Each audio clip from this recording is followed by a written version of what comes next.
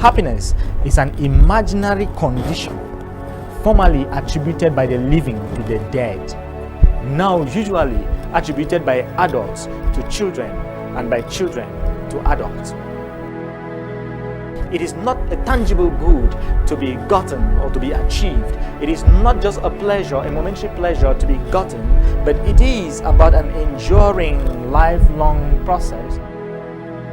Happiness is the one thing that a drunkard seeks from a bottle, the smoker from his pipe, the addict from his drugs, the billionaire from his billions. But the reality is they never really get to have this happiness because there is no harmony in their life. Grace and peace to you. I wish to talk about happiness in the Christian life. Happiness is when what you think, what you say, and what you do are in harmony. Mahatma Gandhi thinks. And true enough, so many people are seeking after happiness. Everyone in the world, if you were to be asked, what do you ultimately want in life? They will tell you, what I want is happiness. And this happiness is the one thing that a drunkard seeks from a bottle, the smoker from his pipe, the addict from his drugs, the billionaire from his billions. But the reality is they never really get to have this happiness because there is no harmony in their lives. What they think, what they say, and what they do does not coincide. There is no harmony in their lives. And because there is lack of harmony, therefore they find themselves always seeking after one thing or seeking after something which they never ever really get to achieve or get to have. Dennis Wole, author of Are You Happy?, reports that according to the expert opinion, perhaps only 20% of the Americans in the American society are happy. Those experts would probably agree with the right definition of happiness offered by a psychiatrist, Thomas Szasz, who said happiness is an imaginary condition formerly attributed by the living to the dead, now usually attributed by adults to children and by children to adults. Which means there is always a shifting of the goalpost each time depending on the person who is defining what happiness actually is. This is just to express the fact that it is not a tangible good to be gotten or to be achieved. It is not just a pleasure, a momentary pleasure to be gotten, but it is about an enduring, lifelong process or something that spans through our lives. And this only is achievable through harmony. When there is harmony in our lives, then ultimately we can begin to think of having happiness. And only a shadow of it can we be able to have here and now, because ultimate and real happiness can only be attained in the life hereafter. Because in the life here, where life is replete with sinfulness, with guilt and shame and all the other consequences of original sin, there is no way we can truly have a full measure of the happiness that we seek or that we desire. We must experience happiness that is clothed in pain, in shame, in guilt, and in sinfulness because of our own weaknesses that we realize daily. What is happiness, one may ask? Throughout history, happiness has been defined by philosophers and theologians and psychologists who have struggled with the concept of happiness. Some wish to consider it as an emotional or mental state pervaded by positive emotions ranging from contentment to great joy. Others transcend the emotional and look at it as a harmony of life, leading a good life, thus the Greek word eudaimonia. The question is, what really makes people happy or satisfied with their lives? It is a difficult question to answer, but amazingly, the secret may lie in a person's ability to handle life's blows without blame or bitterness. These are the conditions of a study. These are conclusions. I wish to share with you the conclusions of a study that was made of 173 men who have been followed since the time they graduated from the Harvard University in the 1940s. Those who did the study studied these people, they followed them up, and this study was published in the American Journal of Psychiatry.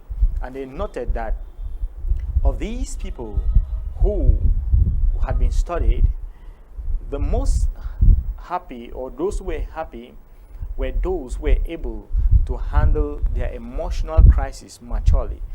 There are so many desiring this particular good, happiness. But where is this happiness to be acquired or achieved or attained is the object of research for ages. The psychologist Martin Seligman, in his research, asserts that happiness is not solely derived from external momentary pleasures. He provides 5 key things that seem to make humans happy. According to him, human beings are happy when they have the following. First, pleasure, which is tasty food, warm baths, and other things that are pleasurable in life. Secondly, according to him, human beings are happy when they are able to get into engagement, the absorption of an enjoyed yet challenging activity. When they engage themselves in activities, when they engage themselves in work, when they engage themselves in things that are quite engaging to them. And thirdly, people begin to gain happiness when they get into relationships. Social ties have turned out to be extremely reliable indicators of happiness, according to this psychologist. And he thinks that people are happy when they get into social relationships with their families, with their friends, and all those around them. In the fourth place, he thinks that people gain happiness when they are able to have meaning in their lives, and it is a perceived quest or belonging to something bigger than themselves. And fifthly, accomplishments make people happy. Having realized tangible goals makes for happiness, according to this psychologist. And I wish to add the sixth, which is relationship with the divine. Because no matter how much we are able to get the other things that life can be able to give, if we are not able to relate with the divine, there is no way we can achieve happiness or we can have happiness. Because at the level of the psychologist is about man seeking a kind of joy, a kind of happiness that seems to be temporal, that seems to be fleeting, and that only ends here and now in this world. So the sixth element, which is relationship with the divine, is something which is very essential for happiness. And in the Greek culture, in the ancient Greece, it was believed that happiness was a gift from the gods. And I think it really is attained through relationship with the divine, for it ultimately is achieved only in eternity. And only God can grant us and guarantee us real and true happiness. This is because the end of human existence consists in happiness and equivalence of the Greek an equivalence of the Greek eudaimonia or blessedness.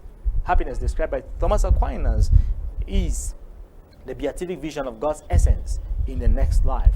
Thomas Aquinas is one of the great theologians that the Catholic Church has ever had, of the Dominican order. Thus, happiness, which consists fully in contemplating the divine, cannot be attained here on earth without intercourse with the divine, which is an introduction to the life that is everlasting.